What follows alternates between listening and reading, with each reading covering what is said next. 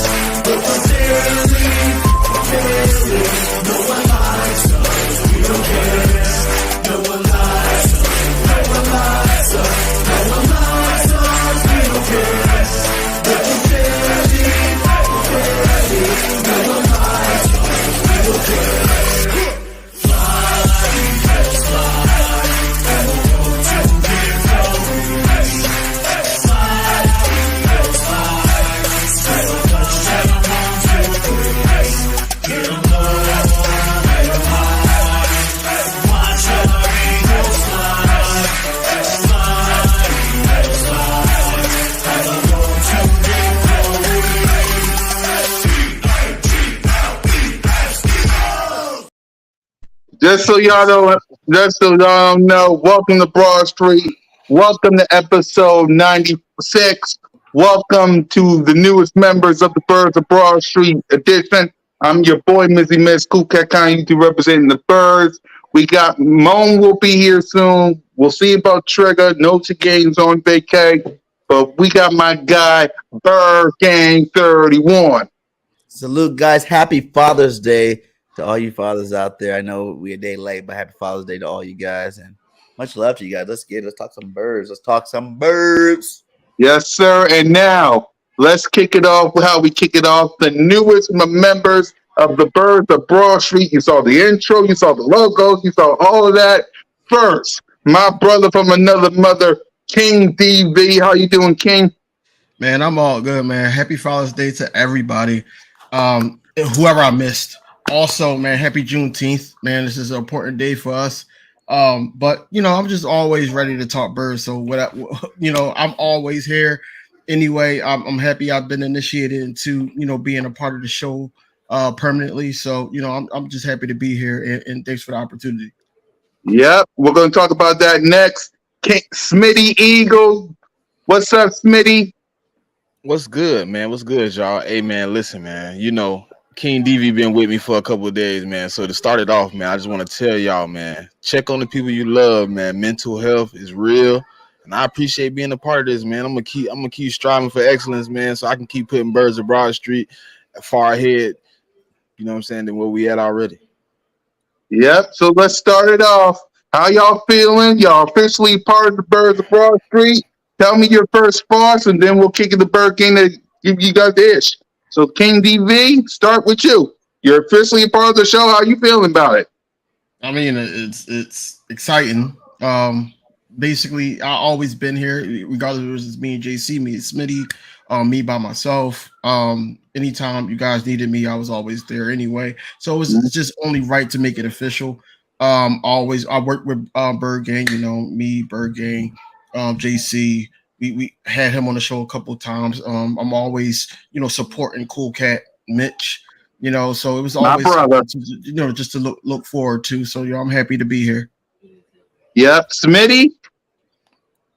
Man, it's always been an honor, man. I've been here since the call-in shows, man. I've been popping in, what I'm saying, giving my point of view. So now that it's official, man, it's like almost, I can't say I can't say it's shocking, you know what I'm saying, but it's hard work and dedication, man. So I know, just like my quarterback, man, it pays off. So I'm just keep doing what I'm doing. Yes, sir. Yes, sir. Let's talk about it, because Moan's right, everybody's right, Bird Gang's right, Little Bird Gang's right. Salute to Little B. What's up, little man? Y'all been holding it down since, with Notion Game being away, Moan being busy, Trigger Trey being busy, Bird Gang 31 being a father and a working man himself. Y'all been holding it down with me for a while, and it's only right that I bring you two for the Birds of Broad Street. Y'all earned it. You deserved it. Smitty, you really deserved it, being the new guy on the streets. King DV, I've been rocking with you since day one, since the day you got here. So it's only right we bring the both of you guys in Birds of Broad Street. You guys earned it. You deserved it. You'll be here every Monday or every Thursday, because you never know when we do two shows in 1 week. So be on the lookout. So every Monday or every Thursday or both, King DV and Smitty will officially be a part of Birds of Broad Street. Bird Gang, your thoughts? Yeah, man. Like you said it, man, straight up. They earned it, straight up. Like everybody's been doing their off-season thing. People have lives and family stuff and, stuff that we don't know about, that keep them away from here. And, these guys definitely stepped up. And I was like, wow, man, these guys are stepping up pretty good there. Holding the show down while we're not able to be there. I try to be there when I'm at work, but, I've been doing my thing as well. So it's like, I'm happy that we still got, a good group. We got enough of us, and we all love the Eagles, and we all got to bring our own juice, our own energy. But I salute you guys for doing y'all did. And, I'm happy to have y'all part of the team. You know what I'm saying? Yeah. So go ahead, King. I know you want to say something. No, I just appreciate it. The work that me and Smitty both put in. I just appreciated that, it's being recognized by other content creators. So, I appreciate the words. Yeah. Yep. Go ahead, Smitty. I ain't saying nothing, bro. I'm just chilling, man. I'm just, I know. The two of you was inside the nest. Now y'all can pack y'all bags and come into Broad Street. Right? They own Broad Street. Hey, you guys even got a different. The nest on Broad Street, man. You tripping? There you go. There you go. And with that, I found out when I was on Broad Street. You know how I found out? It was me and Miss Bergay laying in the bed, right? And I don't know if I even told this story before. Me and Bergay, I talked to Cool Cat like once, and he had said something about wanting to start the show. And I was like, cool, but I know him and Notion was starting the show, and they were already doing a good job when they started already. And then me and Miss Bergay were sitting there. And I was just looking through, YouTube, through Eagles content stuff. And all of a sudden, I seen this like Birds of Broad Street thing. I clicked on it, and it was like a whole intro of Birds of Broad Street. You know what I'm saying? But I was in it. And I was like, whoa. I remember he said me, Notion, and Cool Cat was going to do a show. But at that time, I was just Bears, just starting collabing with people. So I'm like, at that time, I'm like, whoa. I didn't know it was a whole show, man, but I'm so thankful to even be a part of this thing, man. I love it. Ever since Cool Cat's the number one guy out there, he holds it down. He got the full passion out there. And, a salute to him for even putting us together like this. Like, he always know the right person to bring a different perspective on the show. And it's been good ever since, man. It's been a blessing. One of the best shows on my channel. So let's keep rocking it. Let's be the best show. The best Eagles show on YouTube. You guys hit that like and subscribe on all of our channels. Yeah, exactly. It started with a vision with me and Notion, and then we brought these two, because you got to add a little Bird Gang. We added Bird Gang 31. We added Bird Gang 31. We added Trigger. I was about to go to one Trigger Trey Rock. What up, Trigger?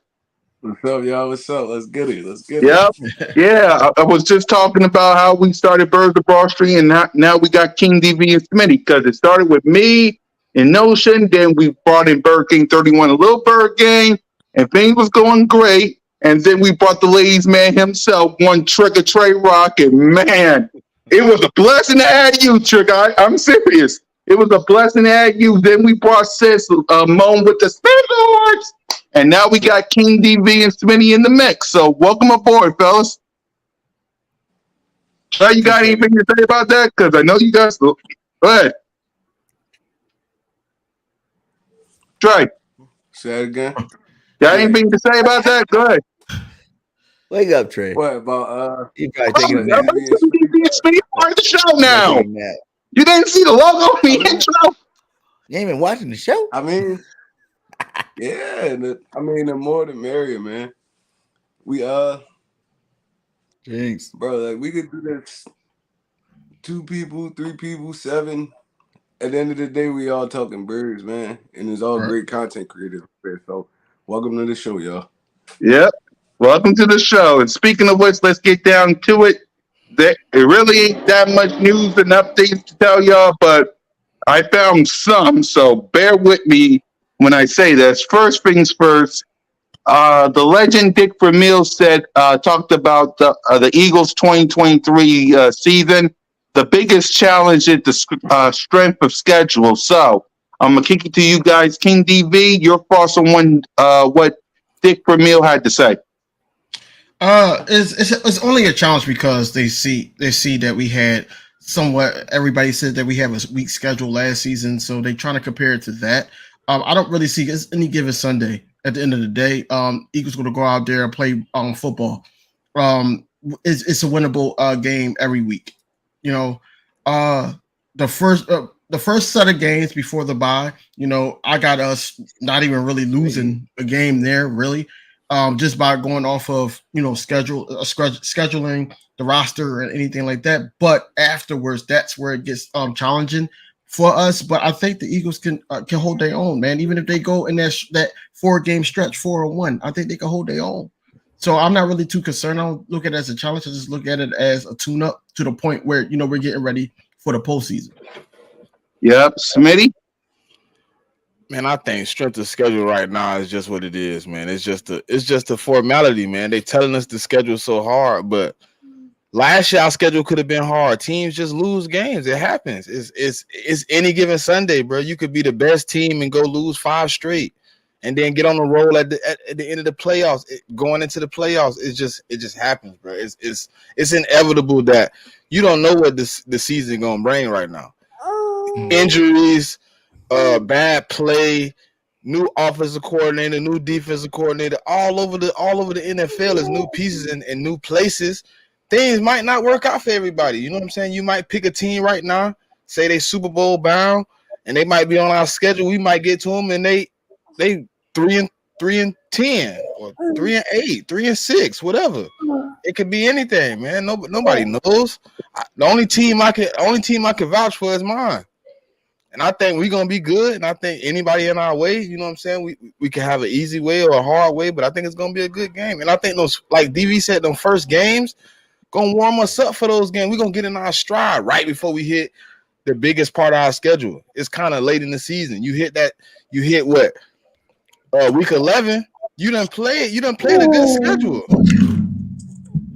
If you ain't lock and loaded by week 11, then you wasn't rolling anyways. Facts. Yep. Trey?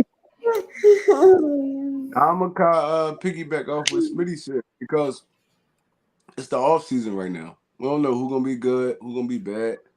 And in all honesty, we don't even know if our team going to be good. So, I mean, everything is just, I mean, shirts, I mean, a little bit of equipment and stuff like that, but nobody played a real game yet. So, you don't really know. The Kansas City Chiefs could go 1-16 next year, and they just won the Super Bowl. So you don't really know, bro. I don't go off a strip of schedule. Because we basically just going off names. We going off stuff that happened in the past. Nobody's seen any of these teams play yet. So, I feel like we're still in a good place. I mean, I see the panic because people see team names You see the Buffalo Bills on there. You see the Kansas City Chiefs. You see teams like that, and people immediately start panicking. But at the end of the day, it's season by season, bro. It's season by season. Nobody's bad right now. Nobody's good right now. Everybody's record is 0-0. So, I mean, I'm not tripping over the schedule. I kind of love it actually because, I mean, it really do test your team. And at the end of the day, it's been like this since the beginning of the NFL. The best team in the NFC East, the best team in the NFC, the best team in the AFC always get the hardest schedule. So it ain't nothing different with us. So I'm fine with it. Yep. Third game. There's no such thing as strength of schedule being hard to me. Only reason why it's really so hard is because the teams, you know, in our division, we're a division that had 3 playoff teams, and they all did good last year. So, the Giants, Cowgirls, and us. So we played them twice this year. So that's 4 games that you're looking at a schedule out of 17 that are against playoff type caliber teams. So like I said, I'm not ever worried about the schedule. Our team is that team. We got the best O line in the league, we got the best D line in the league, we got the best quarterback in the league. It's like we got those 3 things. You ain't really got to worry about nothing. The rest will come in and take care of itself. I look for this team to be another magical season this year, and I ain't worried about no schedule. I think they have to worry about us more than we got to worry about them. Like last year, the only games we lost were when Jalen wasn't there, and we beat ourselves. And even those games that Jalen weren't there, we still beat ourselves still game. We could have went undefeated last year. This team is better this year. They're younger, faster, stronger this year. And I think we're going to go out there and lay the smackdown on people all year long. So it's going to be a nice season. Yeah, for me, it's really not that hard until week 11 because playing the Kansas City Chiefs in Arrowhead, that's tough. The Bills, it'll be up and down because we don't know what's going on up there with Stephon Diggs. Maybe they'll be good, maybe not. We'll see about Brock Purdy. We'll split with the Cowboys like we always do. So it's not that hard, but like Trigger said, it's June. It's June. We don't know what team's going to be in August or September or beyond. So as much as I agree with everybody, it's June. So there's that. The next topic is Fresh. yeah, Dick Vermeil said something else again. Should the Philadelphia Eagles dial it back where Hurts running? He said, I think you should be very careful of that because that's his superpower. So, Kane, should they or shouldn't they? I don't think they should because you get him kind of overthinking it at times. And then it's all about the play calling. If it's not there for the running back and the RPO is working for us in the game, he has to take those runs. The only thing you can hope for is that the injury don't come into play. That helps him get in a groove. Honestly, if you look at all last season, it helps Jalen Hurts, be able to throw the ball, be able to see, where certain players are, like a Micah Parsons or a Fred Warner, So you want him to use his legs to get a feel of the defense before he starts to, air that thing out. So no, I wouldn't like dial back. I will be cautious, but I wouldn't dial back to the point where he's throwing more of a percentage or 20% more than running. You're taking that away. You don't want to do that. We don't really have too much. We don't have that running back that we could just feed the whole game. We don't have that. We got running back by committee, so you need that. You need them to play 11 players on the offensive side. You don't need him just to be like, okay, I'm just a pocket quarterback, and we just going to live to see another down. Continue to drives. That's what we need from our quarterback, and this is why we all start saying that Jalen Hurts is top 3 because of what he could do with his legs. Yep, Smitty. Man, you don't listen. I think everybody on the panel gonna agree when I say ballers play. You just let them play, bro. You let that man. You call a play, and if he freestyle, he got to run. You let him run. Like I remember when he came out for the Giants game. You could tell somebody got in his ear and said, "Hey, look, we ain't doing no running today. We throwing the ball, and if it ain't open, we getting 1 or 2 yards and we getting down. We ain't letting no contact. You can't do that. You got to let him go out there and ball, man. That's what you did last year. That's what you got to do moving forward. If you believe in him as a leader, if you believe in him as the captain of this ship, this offense. He gonna take us to where we're gonna go. We're gonna go as far as Jalen Hurts. Then you gotta let Jalen Hurts use every piece of his equipment to make sure he's who he's supposed to be. Because if you start cutting out of his equipment, see, like I heard Lamar Jackson. He was like, "Oh, I gotta do more passing, less running." You can't mentally get in your head like that, because just like we was talking about last night, DV, you start getting like Dak Prescott. You start forcing stuff. You start seeing ghosts. You start doing things that's out of character. You start playing out of character. Then you start seeing different things going on. You got to just play your game, bro. You can't get in the mode of this is what they want me to do. I got to do it. No. And I feel like you got to let him be a dual threat. He is a dual threat, triple threat as he call himself. You know what I'm saying? Because he say his brain, his legs, and his arm. You got to let him play ball, man. You can't change his game up. I don't care. Listen, I don't care about that shoulder injury last year.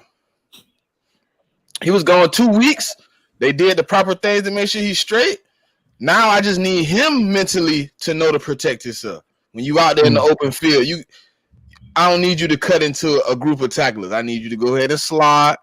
You know what I'm saying? You seen him with the burn from the Devontae Smith. I need you to get a few more of those, brother, because I don't need you to have no shoulder injuries, no concussions. We just need to let him ball, bro. Yep. Trey? You can't draft this dude, pay him, and then try to change his game. It's like, no, I don't like stuff like that. That's how quarterbacks get injured. Yeah. That's how quarterbacks get injured. If you on the football field, you liable to get an injury, like in the pocket, outside the pocket, anything, bro. So it's like, why would you strip dude of his superpowers? That's the superpower. That's what making him a top quarterback in the NFL, because he's so difficult to guard, because you don't know what you're gonna get out of him play after play. He could drop back 5 times in a row and throw the football. I seen him do it. And then he'd take off and burn you with his legs. Like, you limit your team when you do stuff like that. I seen Lamar Jackson get injured. I seen Robert Griffin III get injured. I seen a lot of these dudes get injured, and it was inside the pocket. Cam Newton, you could get injured anywhere on the field.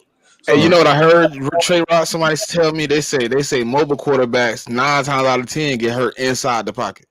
Exactly. They get hurt inside the pocket. McNabb, for instance. McNabb was a dude threat. But once they try to limit this dude to pocket passing, that's when he start getting all his injuries. So, I mean, no, I'm fine with let that boy run. He's still young. He's not no old turkey in this league. He's still young. He's still in great physical shape. Like, he runs harder than a lot of these running backs in the NFL. So it's like, I mean, nah, bro. I can't see the offense flourishing with him just being a strict pocket passer. And for the Philadelphia Eagles last year, we didn't even really call a lot of runs for Jalen Hurts. It was like he ain't see nothing and he took off. It's like, bro, like it's the same thing. Design run, scrambling, taking off. It's all the same thing. Let that boy play football. Don't limit him, man. Hey, before we move on, hold on real quick. Hey, Trey Rock, last night from Stu, personally, he said he wants to apologize because he actually went back and listened to what me and you was arguing about, and he came in on the wrong argument. He thought the argument was one thing, but it was something different. And I was trying. I wish I could have popped in, but I was eating dinner, and I wanted to explain to him, like, look, we was talking about if we slant the resume, does the Hurts fit in the top 10? Not just it going into next year. We all know he top 10. Right. Honest to God truth, the only thing I was saying was I graded him on a slant. You know how your teacher in high school used to say, you know, I know it's a couple kids in here, they struggling because they ain't been here as long as the other kids, so I'm going to grade y'all papers on a slant. Right, that's all I did. I kind of graded him because I kind of projected too, like, damn, if I seen that last year, if he can reproduce that one more year, possibly get an MVP, possibly get us the Super Bowl championship, right. I did all that. So it's on me too, because I should have got in here and told Stu, hey, you're going the wrong way. You turn left at the stop sign, we told you to turn right. Goddamn, you're tripping. But yeah, he said he apologized, and you know, I love it. I ain't gonna lie, I love it, bro. It's all sports talk at the end of the day. Ain't nothing personal between nobody on the panel, fans. I mean, people that watch the show. You want to get up here and talk some sports? Let's talk sports. Let's get it. And after that, I'll shake your hand and we'll be good. I mean, Yeah. I love it. I love At the talking end of this the day, stuff. it's about them birds behind me, man. We don't care about none of that Bird. other stuff, man. Yeah, we don't care about none of that other stuff. Exactly. Bird gang. Bird game. What we talking about again? We talking about Jalen Hurts. Jalen Hurts cutting Yeah. back on the Yeah, running back. Jalen Hurts. Dick Vermeil talked about Jalen Hurts running the Billies. Leave it alone. He's different. He's different, man. Like leave him alone. Let him do his thing. He didn't get paid all this money to, change it up now. Like they did say earlier, Trey and I seen it in the comments. Remember when Donovan Knapp did that? He tried to say, "Oh, I'm a pocket passer. I'm a pocket passer." And he went out there and tried to be a pocket passer. His game started going down. It's like you can't change nobody from what you let them. If you're a good coach, you're gonna find out their skills, find out their talents, and build your offense around it. And I think that's what the Eagles have done so far. If that includes Jalen running, some games like you've seen, some games he didn't have that many passing yards, but he had like 200 yards rushing. Why are you going to change any of that? If he has to run one game, let him run. Like you say, he's 24 years old. His body, he's built like a brick house. He works out with linemen. Come on. Quarterbacks don't normally do that. Jalen Hurts is on another level. You let Jalen do his thing, and he's going to continue to bring W's to the Philadelphia team. Yep. Cole says. Yep. Cole said, "Shout out to King SmittyEagle and King DV." Yep. Hey, DV, put that shirt in the camera a little bit, man. I'm trying to see what you got on there, man. Oh man, I just made this with my cricket, man. I'm making shirts and stuff like that. Hold on, where my inside that shirt? I feel like I could do that. I could do that, no problem. But I feel like we wasn't giving the cornerbacks the old heads love, so I just put this together and put the corner boys. Yeah, because you remember that little thing we just got into about them saying Bradbury was overrated. Right. So I just put the corner boys, the corner boys. When the corner boys get a touchdown, man, look, this is going on. I like that shirt, man. I like that. Yep, nice shirt. We need the inside of that shirt, man. What I got to pay for one, man? I need one of them. What's happening? You gotta pay for nothing, man. You gotta pay for nothing. Start putting the merch out, bro. Yeah, we gotta put the merch out, man. Merch on the way. We gotta get that Birds of Broad Street merch out here, man. Yes, we're working on it. We got them out, but we definitely need to make some new merch. Joseph, holla at me, man. You know how to get in touch with me. Let's see. Cole said them corners burnt toast. Who gonna burn them? Who gonna do our corners like that, Cole? I don't want this to. Right now. Yeah, let's not. He talking about Trayvon Diggs and Stephon Gilmore. Oh, Trayvon burnt. Oh, okay. Like I said, Joe, you know where to find me at, man. Anybody, y'all hit me up on Twitter, man. Just give me y'all sizes. Yeah, we'll do a top 10 corner real soon, Cole. So you don't have to worry about that. But until then, we'll probably do that next week. But let's go ahead and go to the next topic. And this topic I really like. Terrell Edmond on the vibe of the Eagles locker room. And I'll get your response to this. Every day in the locker room, people only talk about going to win the trophy this year. It's not about we're going to win a winning season. It's not about winning division. The main goal is let's win that championship. So, King DV, you respond to this. Man, I'm happy he came out and said that, the feel of the locker room is basically, hey, we fell short last season. Regardless of the new guys are here, the people that we picked up, the rookies that we just acquired this year, everybody needs to be on the same page. And Terrell Edmonds is one of those new guys that actually showed up and was ready to compete. And he's like, I feel that. So his mindset has to be that, from the players to the coaches, everybody's mindset has to be getting back and finishing the job in the Super Bowl, regardless if it's against the Kansas City Chiefs or not. But everybody's just working. Everybody's working, and that's what you like to see from a team, especially coming off of a Super Bowl that made moves in the offseason that they did. Everybody counted this out because we were negative in a salary cap. We didn't really have that many players, that much money to get players, and now we in the positive, and we're talking about adding somebody either to the safety or the linebacker position. So it's just good that everybody is that mindset is getting back to where we need to get to and getting to Las Vegas. Yep, Smitty. Man, I just seen, you know what I'm saying? I was just looking at some things, right? And Kobe Bryant, after he lost to the Celtics in 2008, he said, I never stopped believing. You know what I'm saying? And I feel like as long as we keep that mindset inside of the locker room and we keep moving forward and keep getting better in our minds and keep everything processed on the field, bruh, if we believe that we can get back, we can achieve that. That's point blank period. Nobody can stop what we got going on. We are destined to be champions. You could talk about the one Super Bowl, however you want to talk about it. We just came off a Super Bowl run, which we going back into another one. I feel like the Eagles, with the pieces we brought in, with the pieces we still have here, we are solidified to go back. I think we running it back, man. And I think as long as the locker room stay locked in, stay bought in, and they keep the the main thing, we gonna be champions in Super Bowl 58. Trigger? I mean, I played football for a long time. I done won championships, lost championships, big games, lost big games.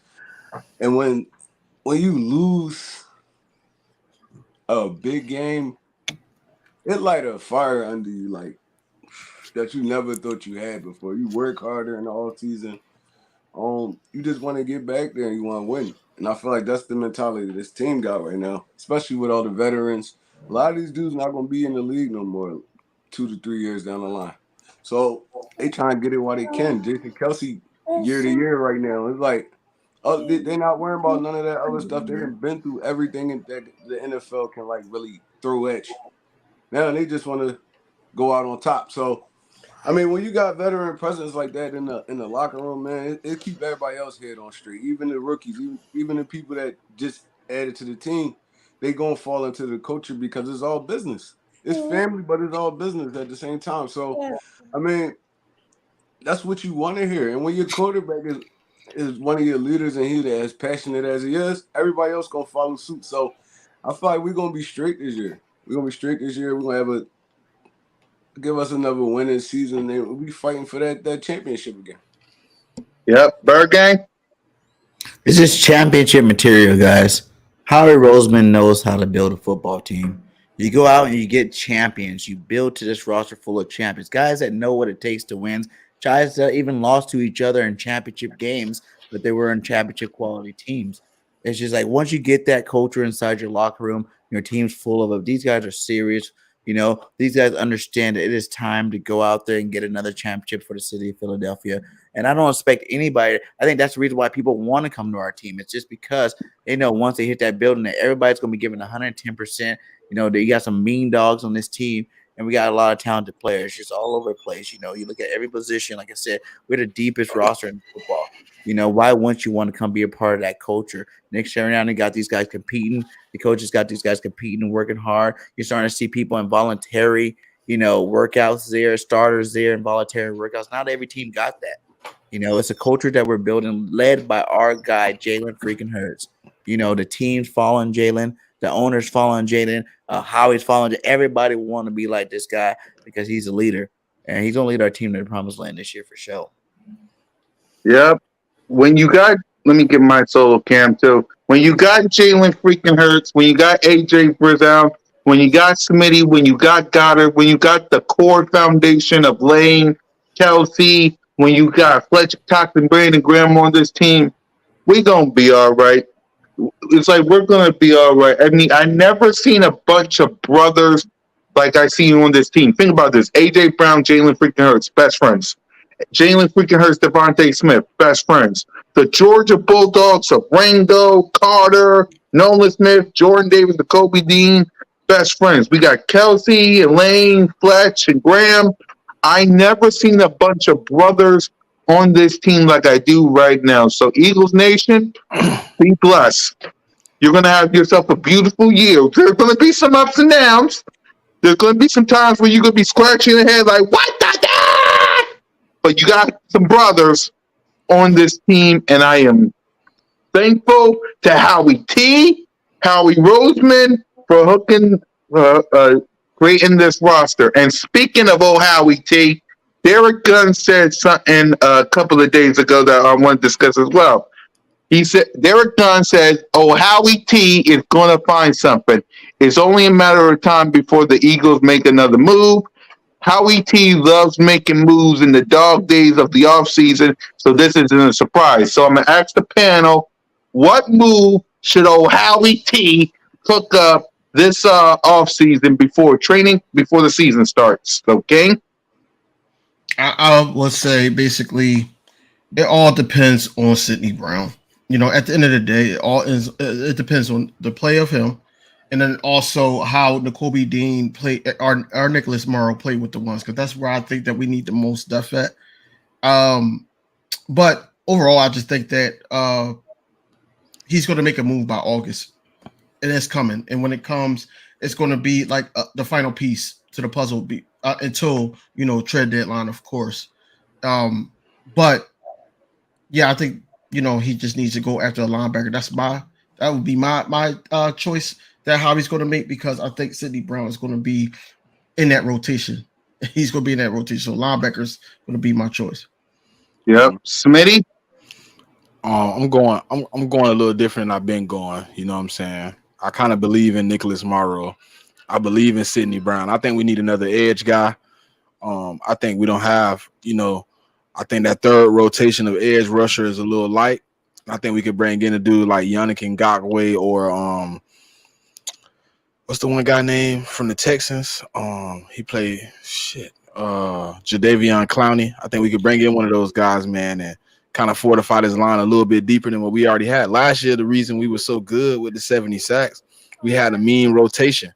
And I feel like we could bring in one more guy on that edge, put his hand in the dirt, and go get the quarterback. I think other than that, on the defensive end, that's pretty much it. If we go on offense, I don't see a place where we really can bring in a guy that's going to impact the team. More of a depth guy on the offensive line, maybe. Because we got a few receivers that I kind of believe that can make a difference, or they can make an impact. So I'm gonna believe in that. But yeah, edge gonna be my guy. Yep. Trigger?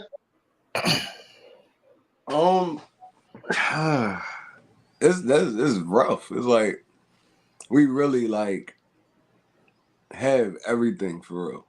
We really just add depth the places. So even with the safety position, and even Gardner Johnson said it out his own mouth that Darius Slay, Vontae Maddox, and Bradbury made his job way easier because he didn't have to focus on one side of the field, so he could play all over the field.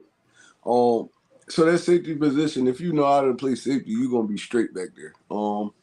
If you know where you're supposed to be and stuff like that. I'm gonna have to go linebacker in court too, because I feel like we're a little light at the linebacker position. I mean, minus Morrow and N'Kobe Dean, and Hassan Reddick really an edge rusher to me. So, I mean, I feel like we have to, if we go upgrade anywhere, it got to be the linebacker position. Bringing a sturdy veteran, even if you don't start him, he still could be a good rotational guy just in case when two get hurt. And that's really it for me. We don't need nothing on offense. Like y'all said, anything we add on offense is a luxury right now. So yeah, if it's anything, I'm gonna have to go with the linebacker position. I feel like we could get a little deeper right there. BG? We don't need nobody right now. For real. People you got 4 open roster spots, but you gotta realize we took away that whole cut down thing, right? So now you gotta drop from 90 to 53 in one day, as opposed to in the preseason. So it doesn't really matter how many players we have, not all these guys are gonna be on our team anyway. So you see the open space now. It's like, yes, you can fill them with bodies. If anything, I'll probably pick a special team ace if we can find one out there that can help out their special team. But other than that, man, our team's fine, man. I ain't tripping on nothing. Like Howie makes good moves once the season starts, So let's go to training camp. Let's see what these young guys have. Like I said, I'm a firm believer. We got enough talent on this roster right now. You want to upgrade the ends or whatnot. I still think we got players on this team. We got players on this team that are young, and we still haven't seen their full potential either to let them go ahead and fight out and see what they can do. Let these preseason games come around. Let training camp go through. If someone gets hurt or something like that, then you make a change. A linebacker position, like you said, Murrow, Dean. We got Ellis looking good out there. Nolan Smith's even showing you that he can cover, so that might put him into the off-ball linebacker position anyway, too, as well as getting after the pass rusher. So, I'm not really worried. Our team's good. We're gonna go out there and kick some butt anyway. So let's chill out to after training camp and get some preseason games started. Yeah, for me, I'm with Trigger. I'm with Trigger on line. Thanks, PJ. I'm with Trigger on linebacker. That's the only thing, just to help no N'Kobe Dean out. That's the only thing that's on my mind right now is just uh, linebacker. So that's the only thing I want Howie T to get. So before we get to Von Miller and Nolan Smith, early thoughts as we get to training camp and as we get to preseason and regular season, our early thoughts on the New England Patriots week 1 before we get to training camp. Okay. I mean, it's not really no early thoughts. It's just we got to get through training camp. We also got to get through preseason. But once we get to that game, I just think that we got to take it week by week, and we can't get over as exaggerated with just the Tom Brady thing that's going to happen and everything. We got to go out there and play ball. We have to go out there and play ball, get this this first win under our belt, come home and get ready for week 2. But it's always first victim is going to be the Patriots, so we just gotta start there. Focus got to be trying to get that pressure on the Mac Jones. I don't want to see nothing out of Juju at all, or TikTok boy. I don't want to see nothing from him. Besides that, that's just public enemy number 1. We got to get week by week and don't leave no food on the table. Yep. Smitty? How do I say this being nice? Like, they lost their number 1 receiver last year. I knew what you were about to say. Don't be nice. They lost their number 1 receiver. We finna bum them, man. Tom Brady gonna be in the building getting his jersey retired, but he ain't gonna be on the field. Mac Jones is not that. What are we talking about here, man? Did anybody when they was doing their top 10, top 20, did anybody say, damn, I need to put Mac Jones up here? No, because last year he was regressing. He got benched. It's a possibility week 1 we playing the backup quarterback, man. I don't know what we talk. Juju Smith-Schuster, he not a number 1. Hey guys, stop hating on Juju. I'm a USD fan, so I don't give a Nelson damn. Aguilar, y'all want to hate on Nelson. UC fan, goddamn. Y'all just calm down on Juju a little bit. Thank you. Y'all can't produce a quarterback, and y'all ain't produced Juju. He got carried, man. We ain't worried about that. This is what's gonna happen. Jalen Hurts is gonna have the game of his life. DeAndre Swift might come out and put up 100+ rushing yards. And I think Bradbury gonna have 2 interceptions. He won't listen. He won't Juju all night. You disrespected this man to the utmost. You posted him on Twitter. You making love letter cards. I'll hold you when the come on, man. We gonna show what we really about. And I'm not worried about them, bro. I'm not at all worried about them. Like, I don't think nobody's worried about them, bro. I don't think nobody worried about them on this panel. Or as a fan, period. But at the same time, it's like we just said, it's any given Sunday. It's any given Sunday. You want to go out there and handle your business. You don't want to leave listen. On the I don't think week 1 the Eagles coming with anything other than being locked in and focused. You might like the Washington Commanders called us week 9. That's the best chance you get us down the road. Right now we're gonna be so locked in and focused. I don't listen. I think it's going to be a good game for us. I don't know what's going to happen to the Patriots. Trigger? That first game of the season always be tricky, man. I ain't even gonna lie to you. So, and then you dealing with the Bill Belichick factor. But if you look back at Belichick's record against mobile quarterbacks, his record is horrible against mobile quarterbacks. So, I mean, I don't fear nobody on the offense, to be honest. Like, they run a sturdy offense, though. I like Ramondre Stevenson. He's a good running back. I mean, big, powerful dude. He could break it, too. So, we're going to have to really lock in on that because the best games Mac Jones had was the games where they rushed for over 100, 150 yards. So, I mean, he could work out that play action. So, we're going to have to kind of shut that running game down. I mean, the Patriots offense, they play more of a spread you out type offense. So 3 receivers on one side, one on the other side, flex they tight end out. They just try to create space. So, I mean, it's going to be up to our defensive coordinator and what kind of game plan he bringing in week 1, because I don't feel like they're going to switch their offense up too much. And if Mac Jones is their quarterback, he not mobile at all. So we could get after him. It's just we got to shut that running game down. And defensive wise, Bill Belichick always got good defenses, man. So it's up in the air for real. I'm not saying we're gonna lose, but I feel like it's gonna be a good game just based off it being week 1. We struggled against Detroit last year in week 1. We was a way better team than them, and we struggled. This is week 1. You gotta find your footing.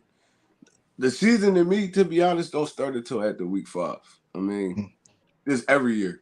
I mean, you don't know what kind of team you is. After week 5, you all right, we locked in a little bit. We know what we is kind of.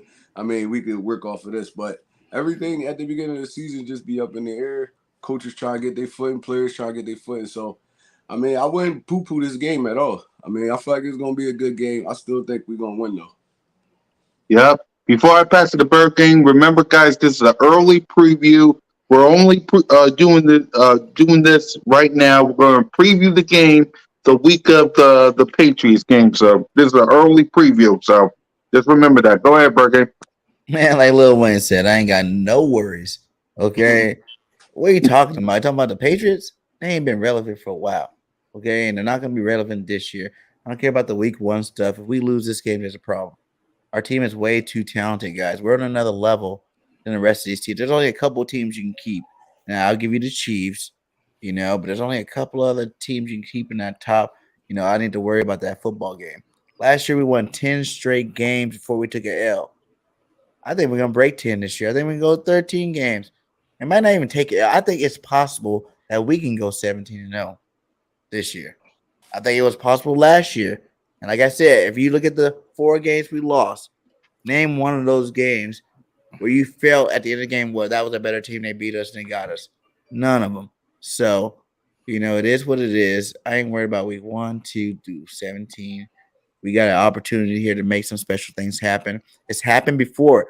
Everybody keeps saying, oh, that's not possible. That's not realistic. The Dolphins did it in 72. Is that what it was, 72? They did it. They went undefeated throughout the season. So why are they the only person special enough to do it? It happened in 07 too. They just didn't win the Super Bowl. Yeah, but we win the Super Bowl too. So it's going to be a 20-0 season for the Philadelphia Eagles if everything goes right. Worst case scenario, we lose a game. And like you said, caught us off guard. I was at that Washington game and sucked because I was drunk as hell.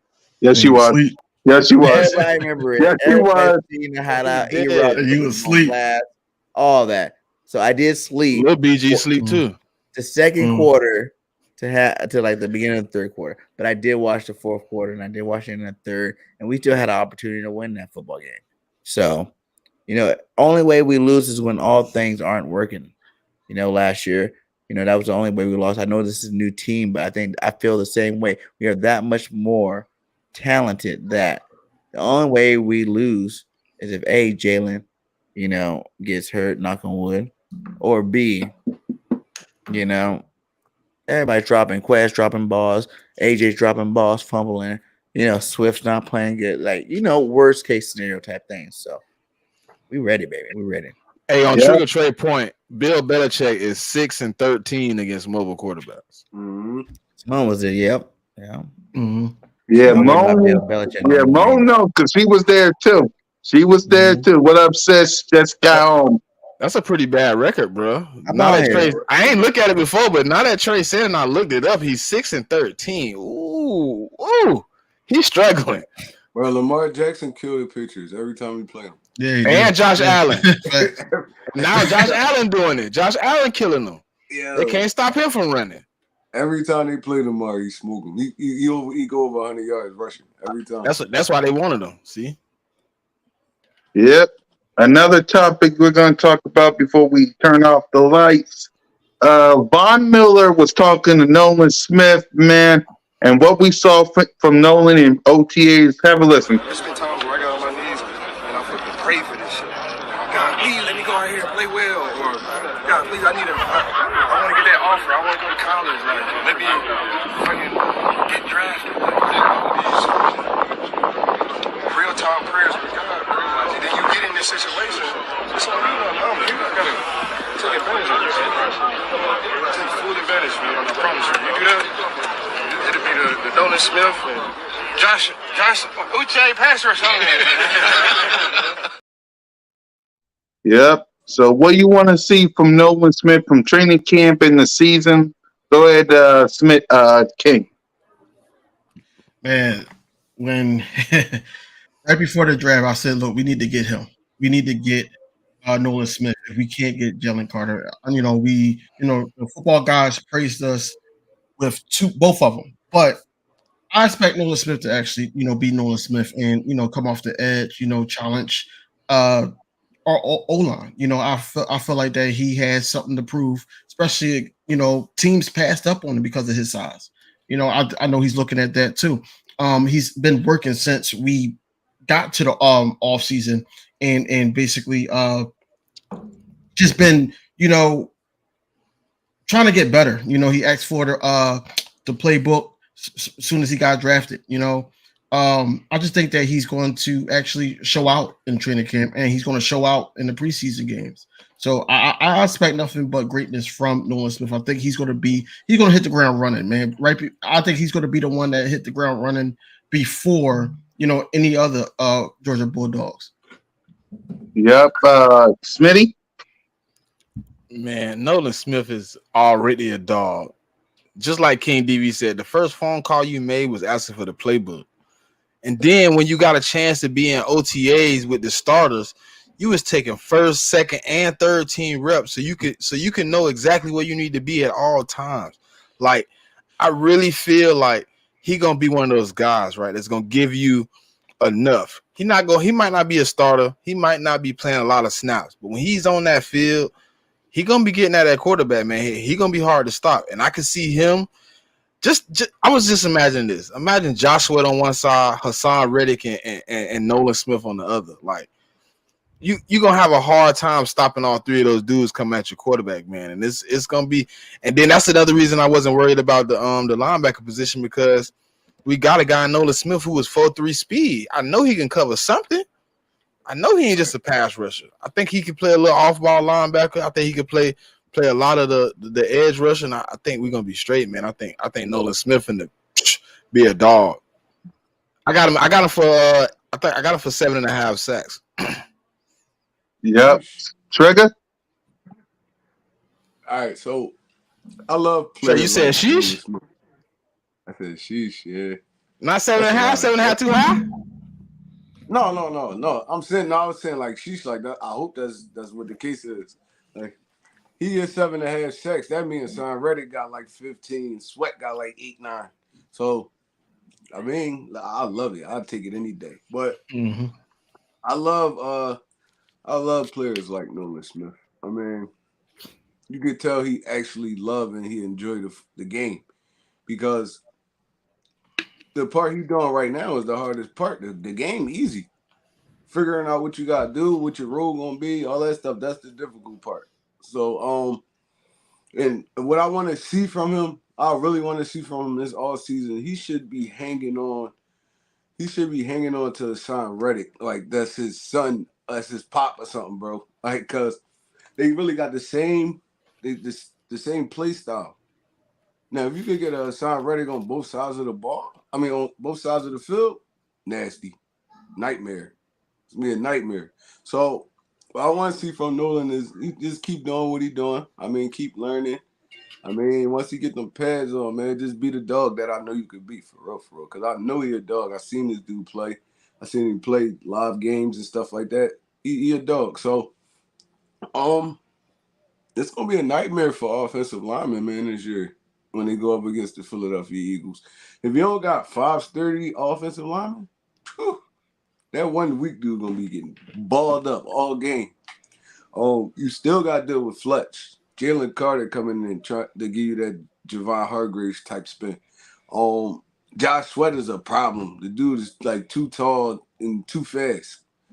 Hassan Reddick is just a bulldog off the edge. And Brandon Graham, he's still going hard. So adding Nolan Smith and bringing Derek Barnett back, this rotation about to be nasty, bro. And that's why I didn't bring up edge rushers because we got a plethora of edge rushers. You can even put Milton Williams at that end. He a dog at the end too. So I mean, bro, it's gonna be trouble for any offensive coordinator. They're gonna have a lot of sleepless nights playing against the Philadelphia Eagles. So I mean, I'm just ready for the action to start for real, for real. Yep, BG. This guy's a straight dog, man. Like, you guys already said everything about him that I would even think about saying. Like, I don't know. He's like the best defensive lineman player, linebacker type player, defensive player in general, I guess, in a long time. I just had this feeling like, man, that guy's about to be great. He's doing everything right off the jump. Now it's like, can you back up everything you're talking about? Can you back up all this practice stuff in shorts? Can you back up that intensity on the football field once the bullets start flying? If he can do these things, I promise you, man, it's going to be a problem in the league this year. Like Trey said, to have him on one side, Reddick on the other side, I don't care what, 4-4, whatever lineup you're trying to make up. If you can make that happen and he's as good as, advertised, man, it's going to be problems for every team in the NFL. So, I love what he's doing. He's taking the right steps. Like you said, he knows he got training camp with, Hassan Reddick. He's going to be there every day with him, learning what he got to learn. So instead of him overusing that, he's out there learning from all the best pass rushers in the league. I'm saying your Von Millers, your Micah Parsons. That's who he remind me of. Everybody said Micah Parsons turned to end this year, but he already had 2 years as being a linebacker. He can be I think Nolan Smith can be that off-ball linebacker this year. If you need to bring the heat, like Micah had to switch over for necessity for the team. He don't have to switch over for necessity of the team. He can be that off-ball outside linebacker if you want to run that 4-3, and then still rush him as a pass rusher on that end whenever you want to. So, I think the sky's the limits for him. I love his energy. I love his intensity. I love what he's bringing in his football team. BG's about to be leaving pretty soon over the next year or two. So it'd be good to still have that type of mentality on our football team and on our defensive line, that type of energy that BG brings. Like you said, I might play like Parsons, Von Miller, Hassan Reddick, these guys, but my energy is like BG. And so I'm glad that he's there to fulfill that role moving forward. Yep. For me, I see a dog in him. I see the dog in him. I see the next bona fide leader of this team. He already asked for the iPad and stuff the second he was drafted. So I see a dog in him. Him, Nolan Smith, Jordan Davis, N'Kobe Dean, Rango, Jalen Carter. It's going to be a movie watching all of them together. And I cannot wait till the season starts. I can't wait to see him in training camp. Nolan Smith going to be a dog, y'all. Just be prepared. Nolan Smith is going to be a dog. And with that, before we wrap up, we're gonna thanks. We're gonna give you our final thoughts before we wrap up the show with a new segment called Lights Out. That's when we change the background to this, and we give our final thoughts. So, King D, yep, our final thoughts before we wrap up the show. Man, I would just stick with edge rushers, man. I think that it's great to hear the news. I don't think we covered that Hassan Reddick and also wait. I'm glad you said that. I was about to say that too. Never mind. Go ahead, King DB. Hassan Reddick. So yeah, Hassan Reddick and also Josh Sweat basically saying they got something to prove, man. They got a chip on their shoulder. Basically, they wants to get into shape. They, like Terrell Evans says, they got that mentality to get back to the Super Bowl. And I think that, they all got that, hey, we didn't do a good job on defense. And, we got to prove out there, honestly, if I'm on that defense, it was that play calling. It wasn't us, but, you got to take some responsibility and some accountability towards that Super Bowl loss and go out there and, knock some heads off, man. That's what I'm looking forward to. Yep. Smitty, Hassan Reddick. Man, come on, man.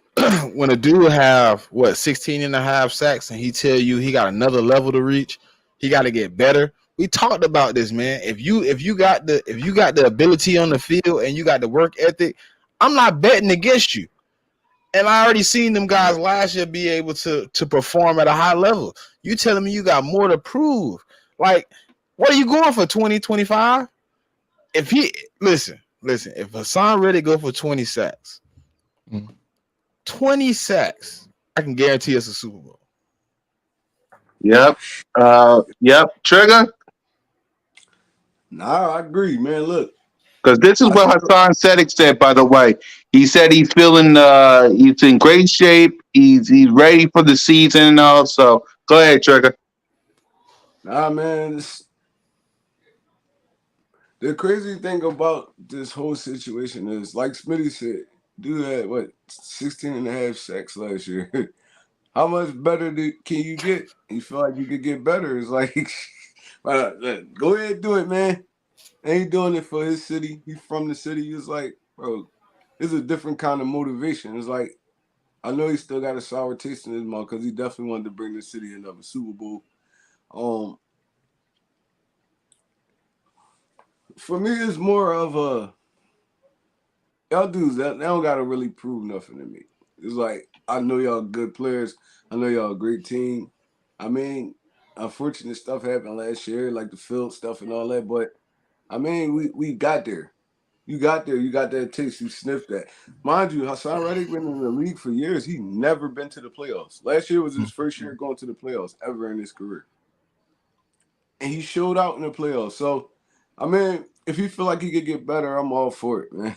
I love these dudes, man. Yep. He Bertrand? was already gone from Arizona when they made the playoffs. Yeah, he was going on. He never made the He playoffs. was That in was his first. Carolina, right? He was in Yeah, he Carolina was when in they made the Carolina playoffs. already. Yep. That sucks, bro. To be in the league that long and not make the playoffs. Never made the playoffs, and he always was a consistent like double-digit sack dude since he been in the league. So I mean, he got that taste in his mouth. Now he smell blood. Now you gotta go hunt, big dog. Let's get it. And Yep. 22 and Bertrand? a half is the 22 and a half is the record. So can he break the record, BG? Ain't that's JJ Watt, right? I mean That's TJ Watt. You TJ Watt. muted, Michael DJ. Strahan. Michael Yeah. Strahan got the record 22 Oh, and a half. TJ almost broke it, right? Yeah, he got 22. Oh, all right. Hassan Reddick is like the best pass rusher in the league. You know, what are we talking about? And it was like last year 16 and a half, but then by the end of the playoffs thing, it was 18 and a half sacks. You know, like the bull could do whatever he wants. He realized I like Hassan, and you've seen the videos in the office. He's not only working on pass rushing moves. This guy's out there working on, how am I going to get strip sack fumbles?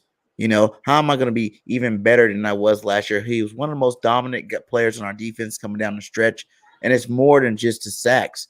It's the strips, it's the fumbles, it's the fumble recoveries, it's all that stuff put into one. Like he's a problem on that football field. And if he says he can get better, I believe him because he isn't that old. He hasn't been in the league that long. He's had double-digit sacks and gotten better every single year.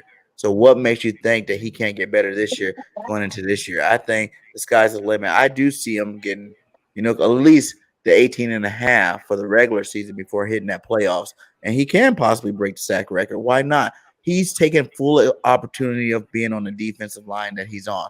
He's smart. All the players on our defensive line and linebackers, all of them together, they all, even as cornerbacks and safeties, they're taking advantage of each other's talent. When you're on football teams, there's very rare opportunities. Some players go their whole career without being on teams this gifted. When you're on a team this gifted, you got to take full advantage of it and go out there and be the star you can be. Don't worry about, if I'm getting this many sacks, this guy might not get this many sacks. That guy's going to get that many sacks regardless. Everybody's going 100 at 100 miles per hour at one time. You're always going to get the numbers, and I think he understands that. And he's out there to seek more. He wants more fumbles. He wants more strip sacks. He wants more stats in general because he knows he's on a defense that's going to be able to allow him to get them. So that's what I say about Hassan Reddick. Yep. My apologies, Trigger. It was a tie. TJ Watt got 22 and a half too. Oh, he tied it, right? I knew it was something like that. 22 and a half is that's only 6 sacks, nasty. Jigger. I think my boy Hassan Reddick can add 6 sacks. I think he could do it too. I ain't even gonna lie. Hey, my edge rusher coach used to tell us, I don't care who get the sack, it's first man to the quarterback. Right. Thanks. Yep. And now, go ahead, Trigger. Yep. Now So I was about to say, the crazy thing is, we was what, the best team in the NFL last year, like record wise, and I feel like Hassan Reddick still is like super underrated in the league. Like it's like crazy. Dude put up 16 and a half sacks, and he was like they had him at like the bottom 5 in defensive MVP. It's like, bro, that's motivation right there too. We had a better record than the 49ers. We had a better record than the Steelers. And this dude still was like still straddling like that fifth, sixth.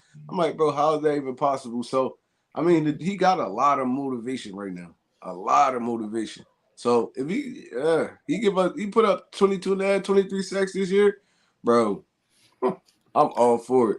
Defensive MVP. That's how good he is. That's what we can look forward to this year. It's He possible. changed the game for us in a lot of those games, bro. He's looking to set the tone. He got to set the tone this season. Yeah. Hey, you know what somebody told me today? He had multiple 3-set games and everything. I'm like, oh, how they do my boy like that? But it's all good. Yep. And finally, before we wrap up, Pro Football Focus ranked our offensive line number 1 and our defensive line number 1. King DV, your thoughts? I mean, that's just obvious, man. We sit up there and we invest in the trenches every single year, man. How can't we be number 1 on both sides of the ball? You know, we inside out, we just got better. And it's just thanks to the offensive line of a rushing yards for Miles Sanders, or the leeway for a talented Jalen Hurts, getting more time behind the line, or basically following Jason Kelsey, following Lane Johnson. Lane Johnson with one shoulder, holding down the fort against a Michael Parsons. You got to think about all those things. So going into the season, man, why can't we be ranked number 1? A lot of people are going to say that's a fluke, but it's okay. We already know ball. If we know ball, we know that we're good on both sides of the ball. So I'm okay with it. I think that we could keep it up to for the whole season, but it just starts with not getting injured. Also the rotation, and also who we going to put at that right guard. That right guard is still a big question mark. They lean it towards Cam Jurgens. So if Cam Jurgens does play that right guard position, then we just got to add a little bit more depth to it. And I'm comfortable with the pieces that we got. So fly Eagles fly. That's all I'm gonna say about that. Yep, Smitty. Man, that's just a testament to the culture, bro. Like, we build in the trenches. We've been doing it since forever. If you look at our draft, we draft in the trenches. We bring in some of the best people off the street from the trenches. When we go make splashes, you see a safety here, corner here. Most of the time, it's the trenches. We trench. We a trench team. If anybody want to argue that we don't have good offensive defensive line, then they crazy. Like, that's what we do. And then we got our leadership, our biggest leadership. If you look at it, Kelsey, BG, Fletch, all trench guys. Lane Johnson, trench guy.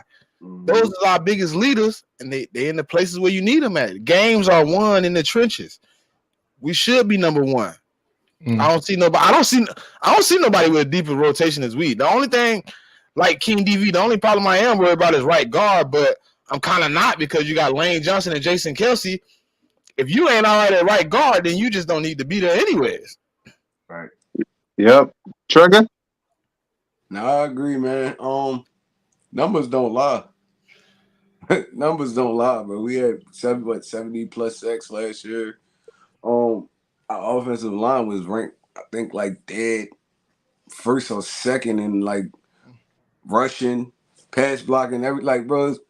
And with the right guard situation, it's just like the Eagles not gonna go into the season without a plan. So it's like, I mean, I'm pretty sure they already got it who they gonna put there. Now Stoutland just working with him, getting him right. Just Stoutland turned a 7th round pick that never played football into one of the best left tackles in the league right now. So anything that got to do with that offensive line, I trust in that dude. I mean, they can throw anybody out there, and I feel like they're gonna be able to compete, especially with the veterans they have around them. You got Jason Kelsey to lean on this side, Lane to lean on that side. Bro, all you gotta do is hold fort for real, for real. Mm-hmm. That's all you got to do. They turned Dickerson into a Dickerson was a dog in college, but He was right side, right? they brought him up. Mm-hmm. They brought him up to speed quick. So I mean, the numbers don't lie. Like it don't lie. We got the best offensive coach in the NFL, offensive lineman coach in the NFL, Jeff Stoutland. I'm glad this dude stayed because he was about to leave this year that just passed. He was about to leave. He got way better job offers and he chose to stay. So, I mean, that's a plus right there. With the defensive line, it ain't nothing but dogs up front. It ain't nothing but dogs up front. It ain't that many teams that's rolling this kind of rotation in on defensive line. Edge, interior, bro. It's just like we really just a different squad when it comes to the trenches, like Smitty said. So, I mean, that's where you win football games at in the trenches, and that's why we've been winning a lot of football games over the years. So, I mean, it's accurate to me. It's debatable. It can be debatable, but it's accurate to me. I watch my team week in and week out dominate people up front. So, I mean, it's accurate to me. Yep. BG. Hey, Jigga, I like that take, Jigga. I like that take. King DV didn't like when I brought that take on Inside the Nest. I like that take. It's true, man. Bro, I said we think could we break it going back easily. for the record, bro. I swear to God. I got that. Like, listen, it ain't about like me looking. I just feel like the people we brought in can bring more impact than the people we lost. I just feel like Nolan Smith and Jalen Carter and you know what I'm saying on this line is better than Javon Hargrave being here. I just feel that way. Like, I understand people are gonna be like, oh, Javon Hargrave was polished. Who's to say Jalen Carter and Nolan Smith aren't gonna be polished when the season pop off? But We got the just like Trigger just said, we have the coaches in the right spots to get them boys prepared to be ready. I think we can break it, bro. That's the truth. That's me. You know on some real, Jalen Carter, even him just coming into the league, he a better run defender than Javon Hargrave was. So it's like, Javon Hargrave was strictly a pass rusher. Exactly. He struggled in the run game, but Jalen, he give you both. And then you still got Jordan Davis to plug up them holes too. So it's gonna get nasty, bro. Hargrave started slow where people was like, is it time for him to leave anyway? Last year, Hargrave was originally a run stopper, right? When we pulled him from Pittsburgh, he turned into a pass rusher. He turned into a pass rusher, and he lost that run stopping ability. I don't know how. It's probably because he was at nose tackle in Pittsburgh. He started working on one half of his game, Trey. He started forgetting about the run and started. Let me see how I can get to the quarterback. After Fletcher Cox said, I don't get paid to what he said. I get paid to hit the quarterback. And then what he said, something like that. I don't get paid to drop back. Get paid to drop back in coverage. I get paid to rush the quarterback. Yeah. So even with that,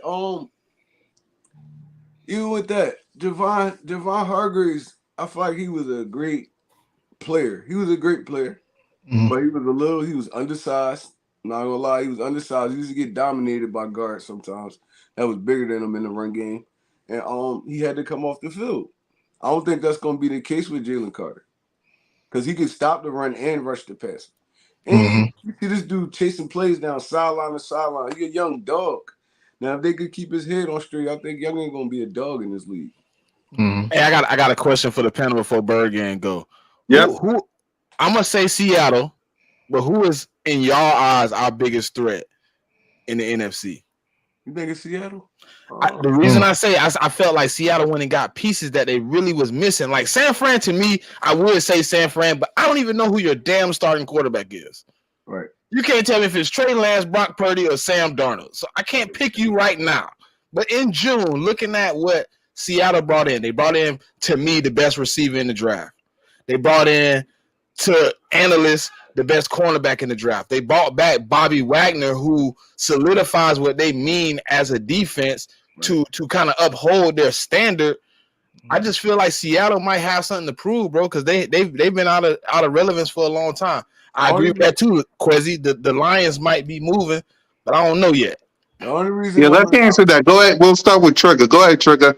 The only reason I'm gonna say I ain't gonna say Seattle is because I still like I know Geno had a good year last year, but I still don't trust Geno Smith year after year. I mean, I don't, bro. I really don't. I had the same argument with myself, bro. I ain't gonna lie to you. I really don't trust Geno. Like they got the perfect setup to be a dominant team this year, It's just that I don't trust Geno. He suck in big games. He sucked bad in big games. He'll beat up on the little teams and stuff like that. But he sucked in games that actually matter. He sucked in primetime games. Dude is a turnover machine. It's like, bro, that's the only thing. And if your quarterback get downfall, I can't trust you. Like, I can't trust you.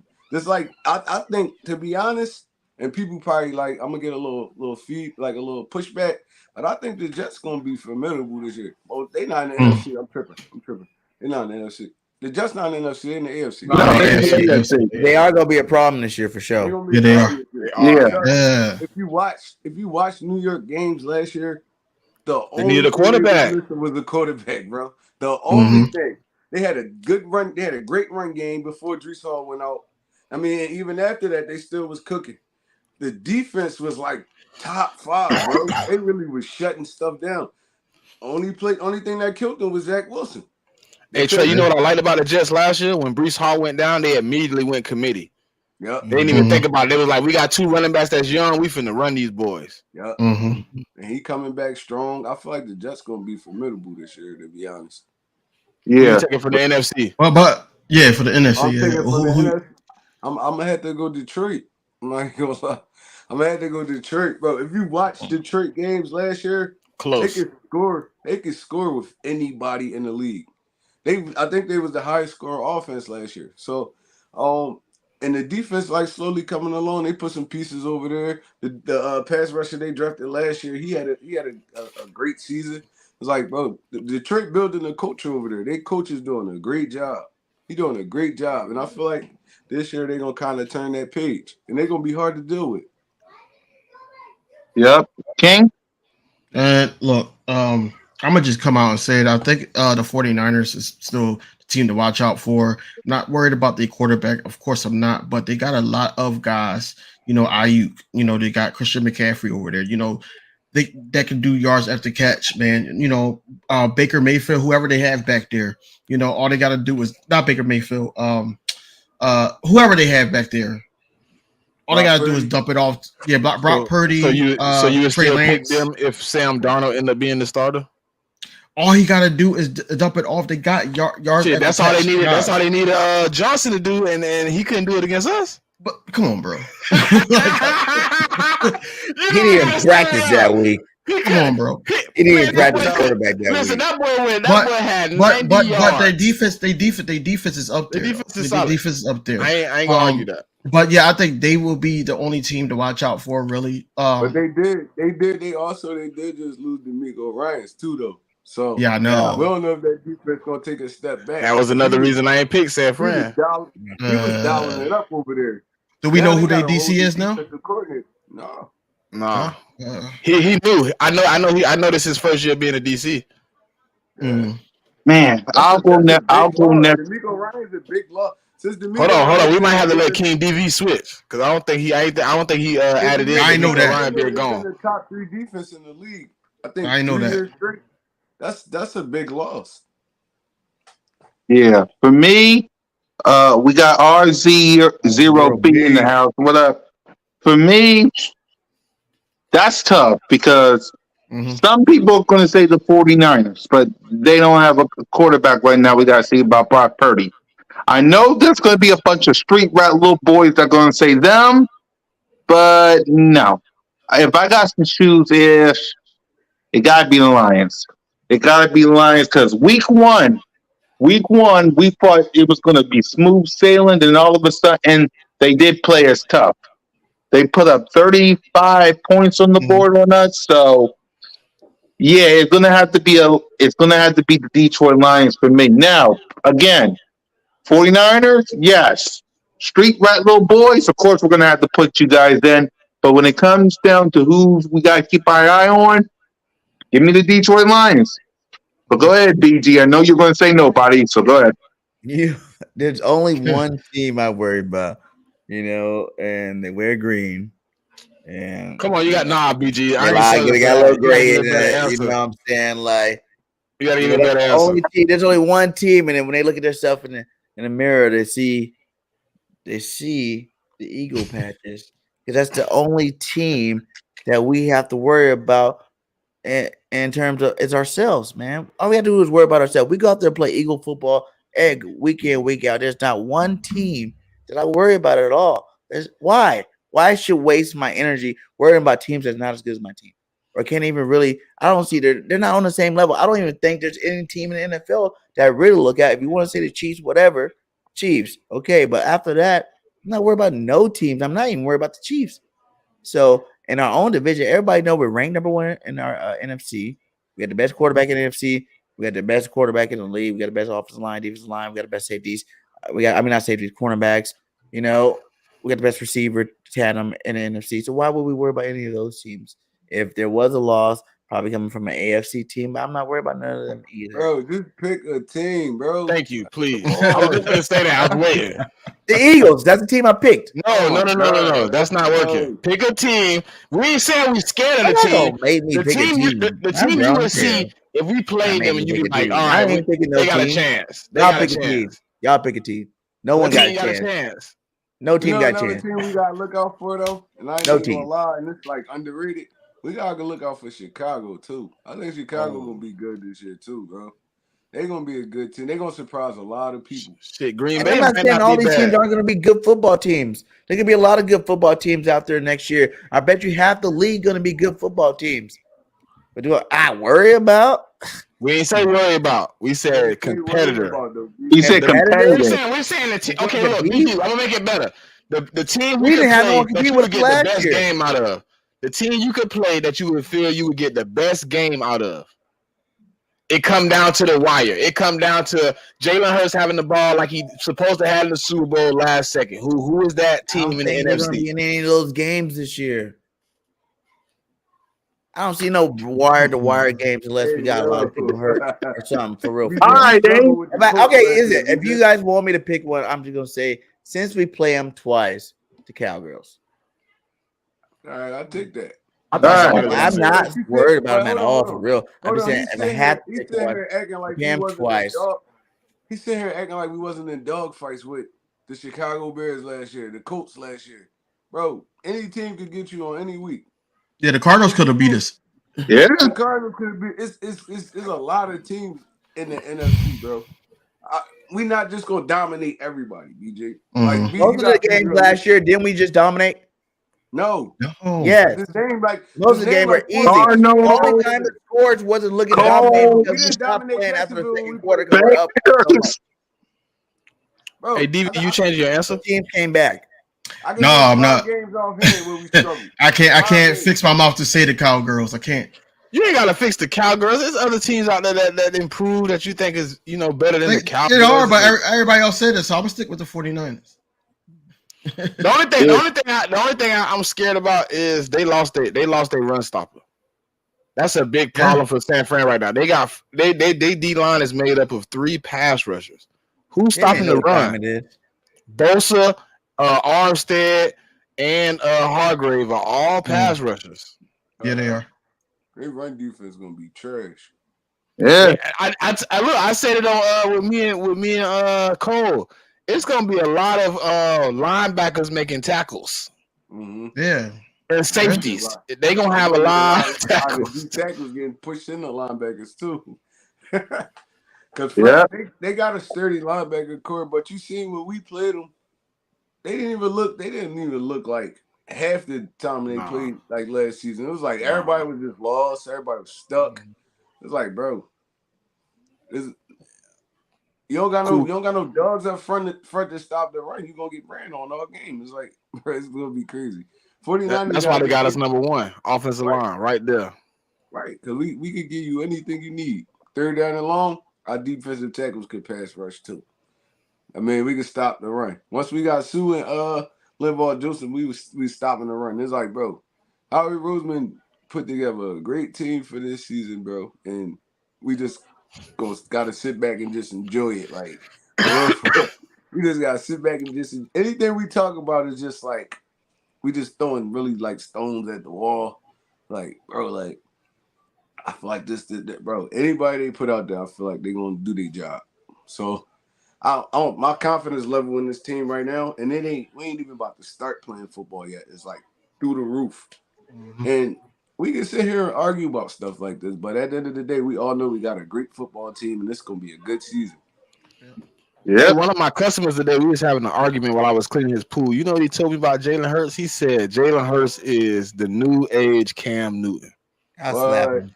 And that was listen, Slap him. I said, you want to know the difference between Jalen Hurts and Cam Newton? The performance in the big game. When Cam Newton got on that big stage, he turned into marshmallow meat, and my every boy time. Jalen Hurts stood up and played ball. Mhm. He was like, Yeah. no, he finna fall off. Y'all got about 3 years out of Jalen Hurts. This is gonna be And over with. plus, I'm like, oh man.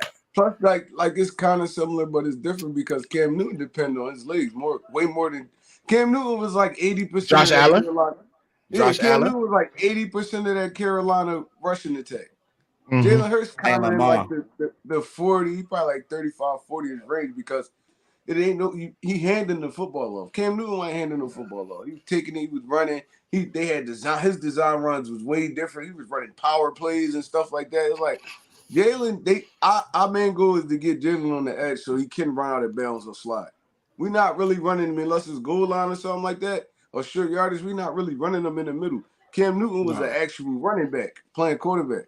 This is way different. Josh Allen, bro, they the same. People think I'm crazy. Yeah, I'm Josh like, Allen. bro, Yeah, if you look at what that's Josh a better Allen do, comparison. he run a Lamar lot of that Jackson power too. O. Lamar He run a Jackson be lot of that having 2 tight ends and 2 fullbacks on the field, and he'll take off. You know what I'm saying? They be setting that up for Lamar too. Yeah, but like Smitty said, the Josh Allen and Cam comparison, that's more of a closer comparison than Jalen and Jalen more like Russell Wilson. Nobody. Yeah, like Russell Russell Wilson. Wilson, basically. Yeah. Like He's young setting the Russell Wilson. edge more to That's throw than he is to run, but he will run if he has to. But you see a lot of last year, he paused at the edge, he looking, then he take that one step. He was looking. That's what I like about him, bro. That's why I said they can't change nothing, bro. He was so dynamic. He was reading the field. Like he was able to, okay, I need to run here. Okay, I'm running. And he knew it in a split second. You could watch a lot of plays where he was like, it ain't gonna be there. He take off. Like play they wasn't designing. Not all that. And then a lot of that came from check downs too, Trey. A lot of that came from them. He knowing it, they finna call a blitz, but there's no check down, man. I gotta go. Yeah. I ain't got time to wait because the only time you wait for the blitz is a check down man or a screen. No, I get you. That's why I said the Philadelphia Eagles didn't run a lot of crazy design runs for Jalen Hurts. It was all simple read, run, pass option. There's 3 options in the play. If this ain't there, you take that. That ain't there, you take that. We wasn't just straight running power and all that stuff with Jalen Hurts. It's like they killing Josh Allen with it though. Yeah, they kill it. Josh Allen gonna be done in like 3-4 more years. He take a lot of big hits. He run the ball a whole lot. Cam Newton, he gonna be Cam Newton. Power, he gonna have shoulder problems. All that power back. I'm running, hurdling people, getting put on your neck. Gonna pay a toll. You're a quarterback, bro. You better remember that. And they be like, oh, it's because they weigh so much and they're so tall. They're such big guys that they can handle it more.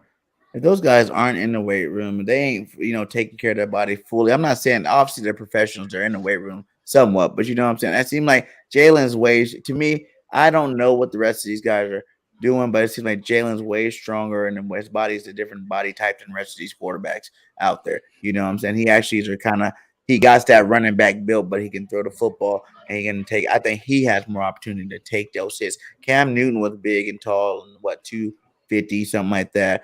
Josh Allen's a big boy, 235, 240. But these guys they don't have the same athleticism as just Jalen Hurts. Lamar Jackson's a little skinny, so if he keep taking these hits, his body's going to break down too as well. So, like I said, it's just like to give him his props. It's just a perfect blend. It doesn't come very often, where everybody has a perfect blend of everything that makes him who he is. And man, he's on another level than all these guys. Yeah. Hey, what's up with that Wheezy question? I mean, I want to know the answer to that too, because I ain't understand it yet. When my quarterback run for 12 times, and then I go look at Lamar Jackson ran for 15 or 20 times, Josh Allen ran for 15, 20 times. It's cool. I don't even hear about it in the headlines. Soon as Jalen Hurts do it, it's like he needs to stay in the pocket more. Like, what's the problem? They're scared. Bro, it's a problem because it's a problem, bro. It's a problem because Yeah, it's a problem because it's a problem. Jalen Hurts being on a run and everything, it's a problem because now you don't know what he's going to do. He was talking about his arm, so you don't even know if he's going to throw it or run it himself. And then also you got to him being on the field, you got to worry about these running backs. They say that's not even top 10, like a Miles Sanders. You know, you got to worry about them guys. You know, right now they're saying that our running backs got injury issues or they can't be they lost their starting position or whatever like that. Watch DeAndre Swift eat because Jalen Hurts is a problem. That's why the running game is a problem. Josh Allen, that's not a problem because look, he takes a lot of hits, and then also he wants to win games with his arm, and he's not really good at that. So it's a problem because Jalen Hurts is a problem when he's running the ball. I seen the best linebacker last year be flat-footed the whole NFC Championship game. This is Fred Warner didn't know what to do. Yeah, go ahead, Trey. It's two things. He a Philadelphia Eagles quarterback. The media hate Philly. Period. The media hate Philly. Period. And you ain't really see nothing like Jalen besides like Russell Wilson. You ain't really see nothing like Jalen. Could step back and throw a dime down the field and he could take off on you.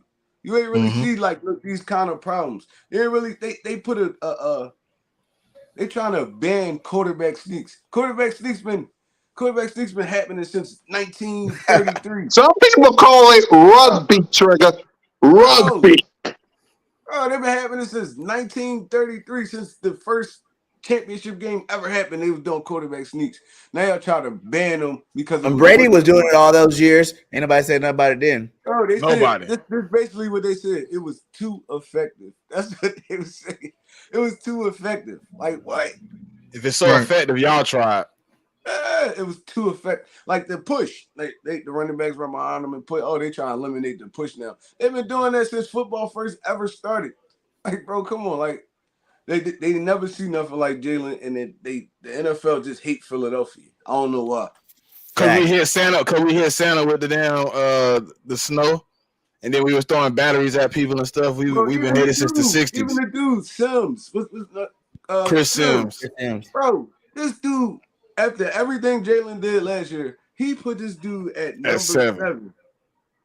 Number 7. First of all, the year before, 25. I think I got the clip of that. Let me see if I got it. Go ahead, y'all keep talking. When he redid it, Trey, he put him at 25, but at the beginning of the season, he didn't even have him on the list. He had him in the low 40s. He had him behind like third string quarterbacks and all that, bro. Like, oh my God, man. Like, ridiculous, bro. The hate just be real. Like, and I don't understand why they hate Philly so much. Yeah, go ahead, Bergane. Trey had it right. It's just you ain't never seen it. It's just a way to be like, you know, he got to stop one of his superpowers, you know, so we can see the other one more. No, okay. Like we said, Jalen might not ever throw for 5,000 yards, ever. But is it because he's not talented enough to throw for 5,000 yards? No. Because he doesn't have to throw for 5,000 yards. You know, he can run anytime he wants to. He can pass when he wants to. He showed you this year. He's number one in, you know, the pocket this year to shut up all you doubters and haters of his arm. You know, he's number one in big play throws down the field. You know, he has more, you know, air yards than Patty Mahomes in terms of throwing the football all last year. So what else does he need to prove? It's just a way for you to think about there has to be something that, you know, breaks this guy. You know, he just got paid. He must have to stop running because he will get hurt or he will, you know, his play will go down if he doesn't know. He's trying to make people believe something that doesn't exist. You know? All right, hold on, Bergane. Hold on. Listen to Chris Sims. I got the clip. My point with the Super Bowl, and he did a lot of awesome things, but you know my point. It was a 10-point lead. He was on the better team. A lot of quarterbacks, if they were in that situation, would have been vilified. If Mahomes lost the game like that, he'd be vilified. Josh Allen, Burrow, whatever. That was my only point, right? And I know he still had a great game, but my point was, again, like what I was saying, that he needs to improve some areas so teams can't play them like that anymore. Right? Because like I try to, and I know this, I don't mean to sound like, but again, if a team played Mahomes like that, he wouldn't have thrown for 350. He would have thrown for 550. And I'm not trying to be a jerk. I'm just saying. What is it? What is he even talking about? He's saying they was able to sell out on the pass. Wasn't a problem. Our defense gave up points. We were up. He was able to sell out on the man had 300 yards. Our defense gave up ass the second half of the football game and let these boys come back in the game. Why he was Jonathan trash. Gannon gave up ass to let these boys come back in the football game. We should have won that game at halftime. At halftime, it should have been over. So, but woulda, shoulda, coulda. Obviously, he was a crappy quarterback, so I don't know why anybody even care Super about anything Buns. you say about the position at all. It's like having the worst employee at McDonald's try to sell you the Big Mac, man. Come on, man. Get out of here. Yeah, King. Buns. I already spoke about this, but Chris Sims, man, it's just flat out hate for Jalen Hurts at the end of the day. He just don't want to acknowledge him as a good quarterback, but since he got to the Super Bowl, that's why he had him at number 7. I got him over Herbert. Of course, we did our quarterback list. Chris Sims just don't want to acknowledge it at all. He's not that guy because they want to see consistency. And I guarantee you, when Jalen Hurts come back better, he's still not going to have that respect for Jalen Hurts because it's going to be something else. It's going to be another bar that he's going to set for him. And that's all it is. We all know that Jalen Hurts being in that game got us into position to win that football game. Regardless of the mistakes that he made, and there was only one, maybe two. I'm counting 2 as throwing that pass. If he could have that pass back from Quez Watkins, man. Nah, Quinn need to catch that shit. But I know it wasn't Hurts' fault, but I'm just saying. If Hurts could have had, he's saying if Hurts could have had that 20/20 hindsight, he was gonna drop it. Right. He thought he was gonna catch it. I'm just mad about it myself. But anyway, I just think that Chris Sims is a hater. I think that Jalen Hurts is going to use that as fuel. I know he blocks it all out, but at the end of the day, I think that he got his ear to the streets, as we say. And I think he just hear all the negativity, and that's just going to fuel him even more. Trigger? You know what this is? And I'm gonna really tell y'all what this is. This is a dude trying to be the first person to hop on the train of like, oh, Jalen Hurts gonna be trash. And if it really happened, he wanted to be like, I told you so. Now he can't just man up and say, I apologize, I was wrong, nothing like that. So he got to keep hating, keep trying to pile on to it. He one of those kind of reporters, dude. It's dudes, it's dudes in actual like reporting in the media that was like, oh, I was totally wrong about Jalen Hurts. And they get admitted and they manned up to it, and now they don't feel that way no more. But Chris Sims, he don't got the, how can I put it? Testicular fortitude. Exactly. He don't got that to just be like, all right, I was wrong, my fault. Nothing like that. Right. He know Jalen Hurts not the 7th best quarterback in the NFL right now. Mm-hmm. He know for a fact. Chris Sims was a quarterback. He played the position. Like, bro, you know this. You know he's better than half them dudes you put on the top of that list over him. And then the disrespect of you not even having him on the list at the beginning of last season, he had him behind some super trash. No, he didn't have him at all. I think before the 2022 season, I think he had him at 25. No, he changed it. Yeah, he changed it. The He first changed one it. he put out, Jalen Hurts was closer to 50. In the entire NFL, he was closer to 50. Then he put him at 25. Yeah. I was like, bro, like you need to just man up and just be like, I was wrong, I apologize, and then we move on from there. Ain't nobody after like a month or two, ain't nobody even gonna remember it, bro. But you keep trying to force this narrative, you're not gonna be a media dude no more. It's like, bro, like you at the end of it sounds like you got something personal against Hurts. That's what it feel like. Now I feel like you got something personal against him. So, I mean, I don't really like care for dudes like Chris Sims, for real. Thanks. Yeah. So let's get on and give our final thoughts before we turn out the lights on Broad Street. So King DV, your final thoughts? Basically, we're just gonna be tuning in every week on seeing, updates on the Eagles, what they're gonna do, if they're gonna add someone, more information that comes out, So me as Smitty is here permanently. For those that's not, we'll got your bags. We'll just put it in your in your houses. But yeah, it's just one of those things. Whereas though that the Eagles are a team that's going to be facing themselves majority of the season. We know we got some teams ahead that's going to challenge us, but we just got to be ready. And we got the coaches, and we're confident that we got the coaches that could be put these guys in a place to actually be successful on the field, and utilize their strengths. We got championship aspirations of the Super Bowl, and then we brought in championship aspiration young guys in the Georgia Dogs. So look, I'm just ready to be on the field. I'm ready to watch game of week 1. So I'm just ready for that. Yep, Smitty. I'm gonna give a stat line real quick, and then I'm done. This 5 years, 3,117 yards, 12 touchdowns, and 18 interceptions. I'm gonna move on from there. Career numbers. Career, and you was playing for 3 teams and got traded 2006, 7, and 8. Matter of fact, you didn't even play in 2007. I'm gonna be done with you. Anything else you got to say, man? Tell Buddy to kick rocks. And appreciate it, fam. Yep. Trigger. We counting down, fellas. It's what, June 19th today? Yeah. Yep. Training camp, what? July 25th.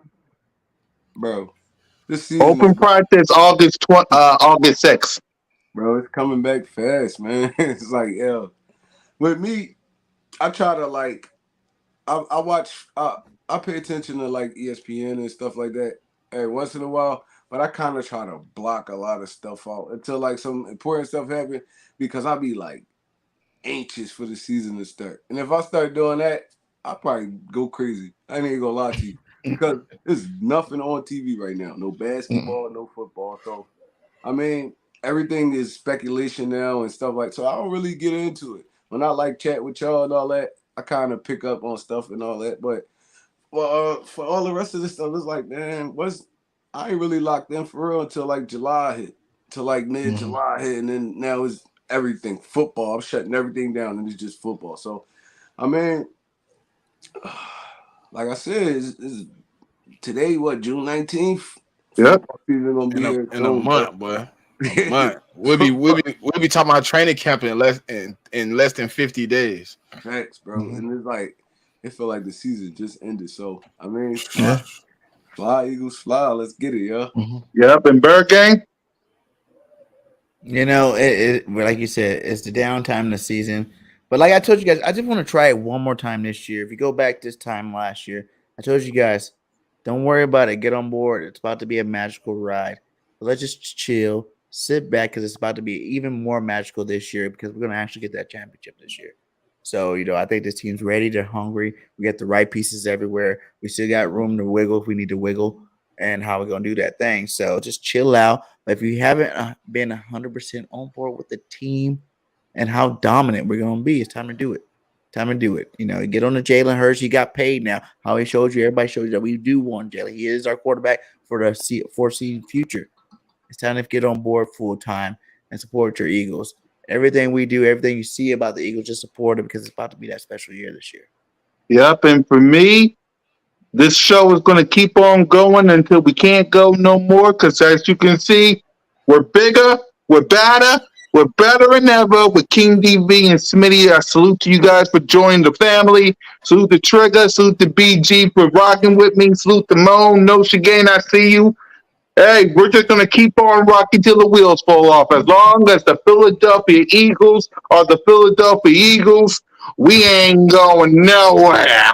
So for Trigger, for BG, for Moan, No Shagain, and our 2 newest members, King DV and SmittyEagle, it's your boy, Mizzy Miss Kukat Kanye, to represent the Birds. Thank y'all for watching. Hit that subscribe button. Hit that notification bell. Like, subscribe, and comment. I need Notion up here bad, man. I need him bad. I need him bad. So with that, guys, lights out. We out here. Thank y'all for watching. Broad Street. Peace.